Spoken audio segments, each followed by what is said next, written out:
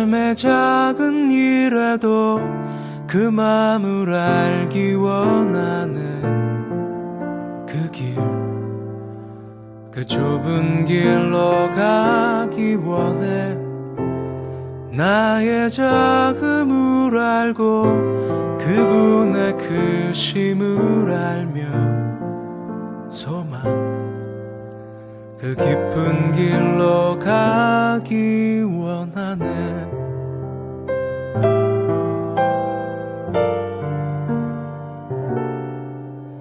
저 높이 솟은 산이 되기보다 여기 오름직한 동산이 되길, 내가 아는 길만 비추기보다는 누군가의 길을 비춰준다면, 내가 노래하듯이 또 내가 얘기하듯이 살길, 난 그렇게 죽기 원하네. 삶의 한 절이라도 그분을 닮기 원하네. 사랑, 그 높은 길로 가기 원하네.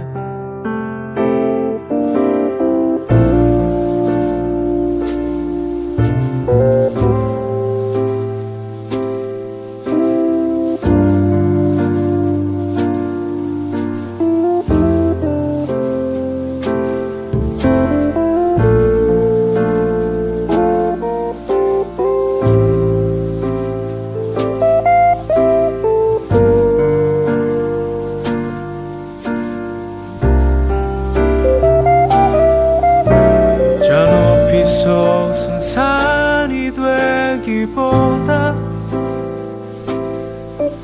여기 오름직한 동산이 되길, 내가 아는 길만 비추기보다는 누군가의 길을 비춰준다면, 내가 노래하듯이 또 내가 얘기하듯이 살길, 난 그렇게 죽기 원하네. 삶의 한 절이라도 그분을 닮기 원하네. 사랑, 그 좁은 길로 가기 원하네. 그 깊은 길로 가기 원하네.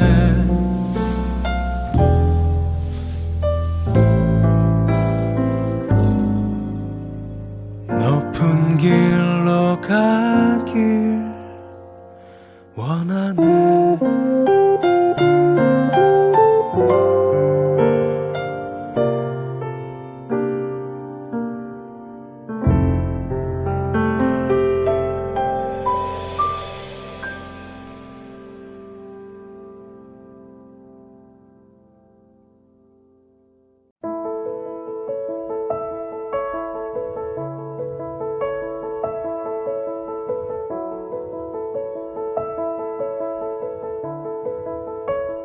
유다와 그의 형제들이 요셉의 집에 이르니 요셉이 아직 그곳에 있는지라 그의 앞에서 땅에 엎드리니 요셉이 그들에게 이르되 너희가 어찌하여 이런 일을 행하였느냐? 나 같은 사람이 점을 잘 치는 줄을 너희는 알지 못하였느냐? 유다가 말하되 우리가 내 주께 무슨 말을 하오리이까? 무슨 설명을 하오리이까? 우리가 어떻게 우리의 정직함을 나타내리이까? 하나님이 종들의 죄악을 찾아내셨으니 우리와 이 잔이 발견된 자가 다 내 주의 노예가 되겠나이다. 요셉이 이르되 내가 결코 그리하지 아니하리라. 잔이 그 손에서 발견된 자만 내 종이 되고 너희는 평안히 너희 아버지께로 도로 올라갈 것이니라. 유다가 그에게 가까이 가서 이르되 내 주여 원하건대 당신의 종에게 내 주의 귀에 한 말씀을 아뢰게 하소서. 주의 종에게 노하지 마소서. 주는 바로와 같으심이니이다. 이전에 내 주께서 종들에게 물으시되 너희는 아버지가 있느냐 아우가 있느냐 하시기에 우리가 내 주께 아뢰되 우리에게 아버지가 있으니 노인이요 또 그가 노년에 얻은 아들 청년이 있으니 그의 형은 죽고 그의 어머니가 남긴 것은 그뿐이므로 그의 아버지가 그를 사랑하나이다 하였더니 주께서 또 종들에게 이르시되 그를 내게로 데리고 내려와서 내가 그를 보게 하라 하시기로 우리가 내 주께 말씀드리기를 그 아이는 그의 아버지를 떠나지 못할지니 떠나면 그의 아버지가 죽겠나이다. 주께서 또 주의 종들에게 말씀하시되 너희 막내 아우가 너희와 함께 내려오지 아니하면 너희가 다시 내 얼굴을 보지 못하리라 하시기로 우리가 주의 종 우리 아버지에게로 도로 올라가서 내 주의 말씀을 그에게 아뢰었나이다. 그 후에 우리 아버지가 다시 가서 곡물을 조금 사오라 하시기로 우리가 이르되 우리가 내려갈 수 없나이다. 우리 막내 아우가 함께 가면 내려가려니와 막내 아우가 우리와 함께 가지 아니하면 그 사람의 얼굴을 볼 수 없음이니이다.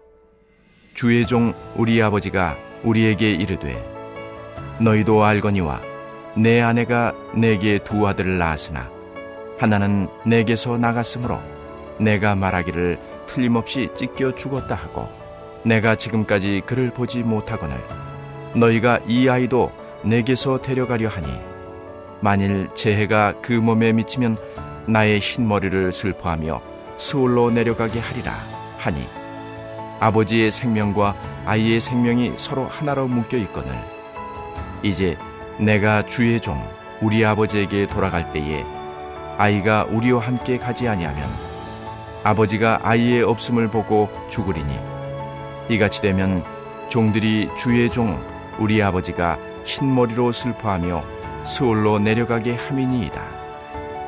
주의 종이 내 아버지에게 아이를 담보하기를 내가 이를 아버지께로 데리고 돌아오지 아니하면 영영이 아버지께 죄짐을 지리이다 하였사오니 이제 주의 종으로 그 아이를 대신하여 머물러 있어 내 주의 종이 되게 하시고 그 아이는 그의 형제들과 함께 올려보내소서. 그 아이가 나와 함께 가지 아니하면 내가 어찌 내 아버지에게로 올라갈 수 있으리이까.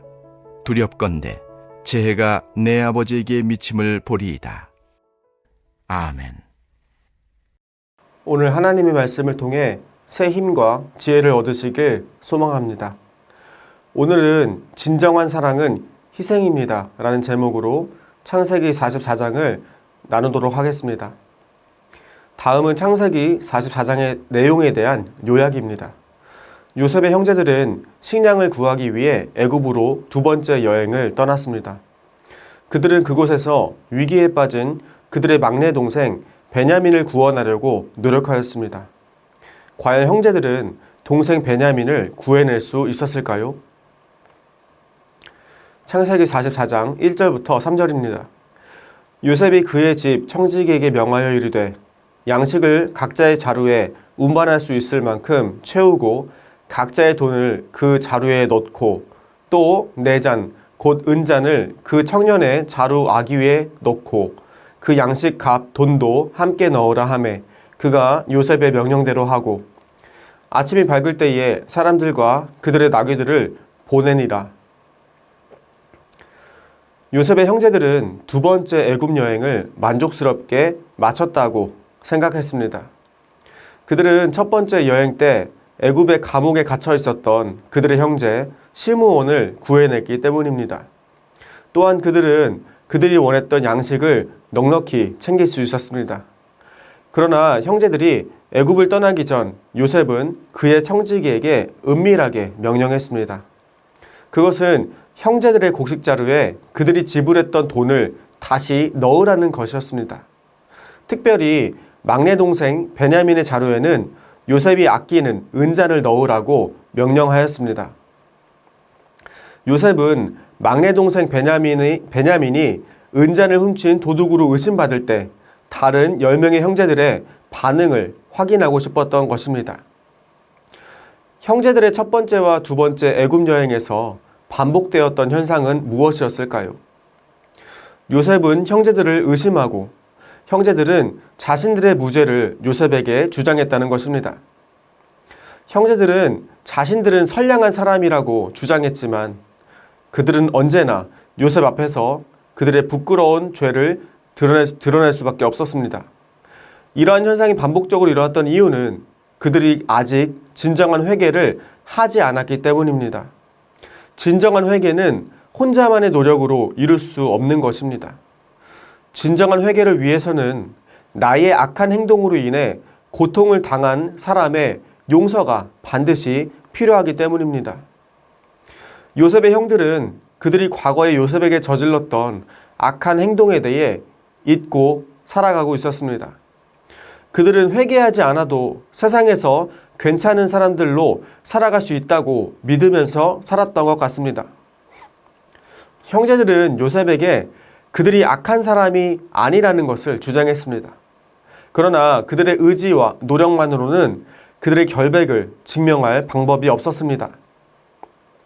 그 이유는 요셉이 형제들에게 억울한 상황을 계속해서 제공했기 때문입니다. 형제들은 누명을 벗기 위해 지난번 곡식에 대한 값을 치르기 위한 돈을 가져왔습니다. 그러나 그들은 첫 번째 여행에서도 또 두 번째 여행에서도 곡식값을 지불할 수 없었습니다. 결정적으로 요셉은 아직 형들의 진정성 있는 사과를 받지 못했습니다. 이로 인해 요셉은 형들이 그들의 악한 행실을 깨달을 수 있도록 계속해서 억울한 상황을 겪게 했던 것입니다. 형제들은 과거의 죄를 덮고 선량한 사람들처럼 인생을 살아가고 싶었습니다. 그러나 그들이 그들의 죄를 가리려고 하면 할수록 오히려 그들의 악한 행실이 겉으로 드러나게 되었습니다. 진정한 회개 없이는 사람의 악행을 끊을 수가 없습니다. 선량한 사람으로 살기 위해서는 진정한 뉘우침과 용서의 과정이 반드시 필요한 것입니다. 요셉의 형들에게 가장 큰 위기를 제공했던 것은 요셉이 가지고 있었던 은잔이었습니다. 이 은잔은 형제들의 죄를 드러나게 해줄 아주 중요한 도구가 되었습니다. 진정한 회개 없이 살아가는 사람들의 모습은 어떻습니까? 그들은 스스로의 의로움을 주장하며 살아갑니다.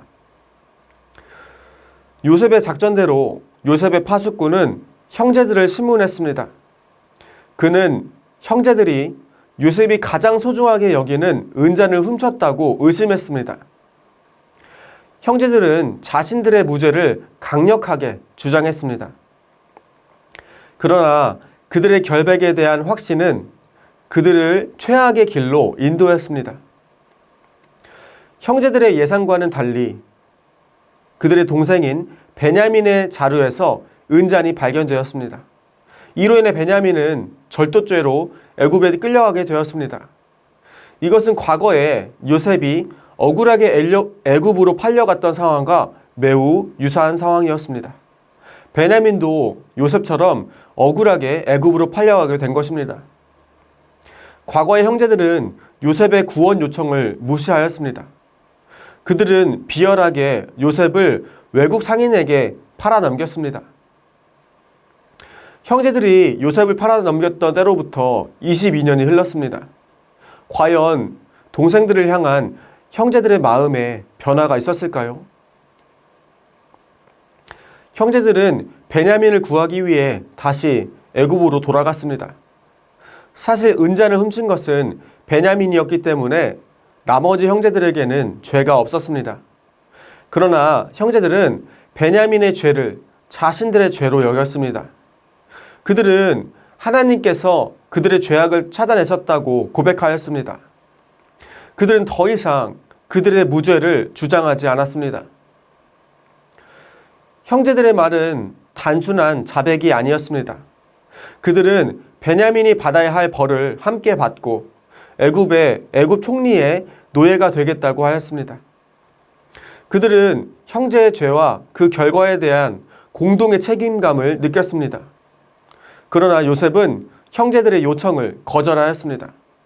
창세기 44장 17절입니다. 요셉이 이르되 내가 결코 그리하지 아니하리라. 잔이 그 손에서 발견된 자만 내 종이 되고 너희는 평안히 너희 아버지께로 도로 올라갈 것이니라.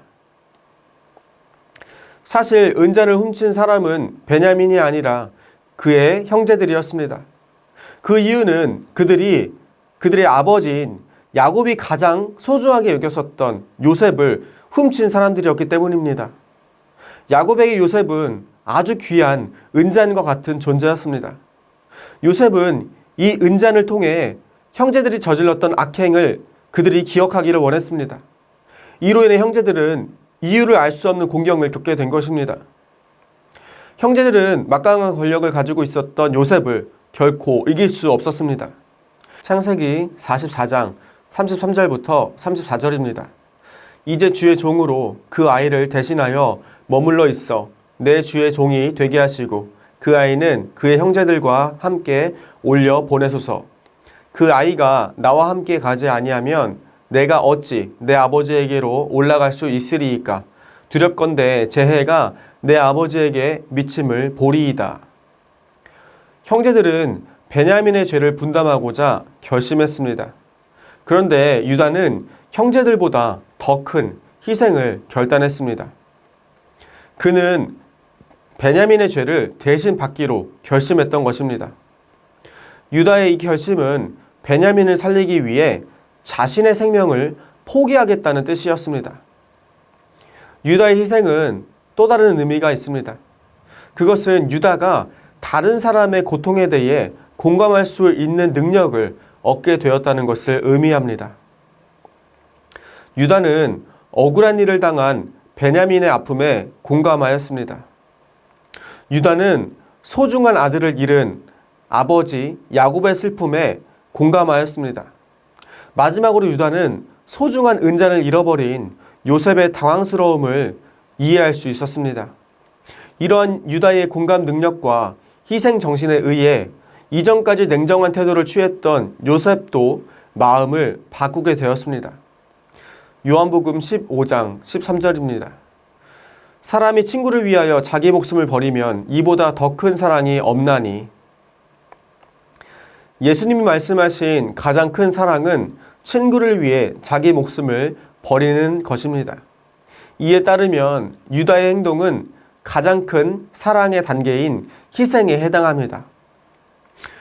유다의 희생은 자연스럽게 우리를 위한 예수 그리스도의 희생을 떠올리게 합니다. 예수님은 우리를 위해 희생하셨습니다. 그는 우리의 죄를 대신 짊어지셨습니다. 예수님의 이러한 행동은 우리에게 중요한 가치를 깨닫게 해줍니다. 예수님은 다른 사람들의 죄를 비난하고 판단하지 않으셨습니다. 예수님께서는 오히려 사람들의 죄를 자신이 해결해야 할 죄로 여기셨습니다. 예수님은 사람들의 고통을 그의 고통처럼 느끼셨습니다. 우리도 요셉의 형제들처럼 자신의 죄를 바라보지 못하는 죄인이라는 것을 기억해야 합니다. 그러므로 우리는 이웃을 위한 예수님의 희생을 본받아야 합니다. 우리는 예수님의 제자로서 우리 이웃의 고통을 함께 분담해야 합니다. 우리의 형제 자매의 고통을 우리의 고통으로 여겨야 합니다. 유다는 인간적으로 수많은 결점을 가지고 있었던 사람이었습니다. 그러나 유다는 결국 예수 그리스도의 가문의 조상이 되는 영광을 얻게 되었습니다. 유다가 베냐민을 위해 희생하지 않았다면 그는 결코 예수님의 계보에 들어갈 수 없었을 것입니다. 누가 예수님의 가족입니까? 예수님의 가족은 다른 사람의 아픔에 공감하며 다른 사람을 위해 희생하는 삶을 사는 사람입니다. 오늘 저와 여러분이 이웃을 위해 희생하며 사랑을 전하는 삶을 살아가기를 주님의 이름으로 소망합니다. 우리 함께 이 시간 기도하기 원합니다. 첫째로 오늘 우리가 예수님처럼 또 유다처럼 이웃을 위해 희생하고 사랑하는 하루를 살아가도록 기도하시겠습니다. 둘째로 해외 선교사님들과 농촌교회, 개척교회 목사님들의 영육 간의 강건함을 위해서 함께 기도하시겠습니다. 마지막으로 다음 세대를 위한 새성전 건축이 주님 안에서 아름답게 이루어질 수 있도록 우리 함께 마음을 모아 기도하시겠습니다.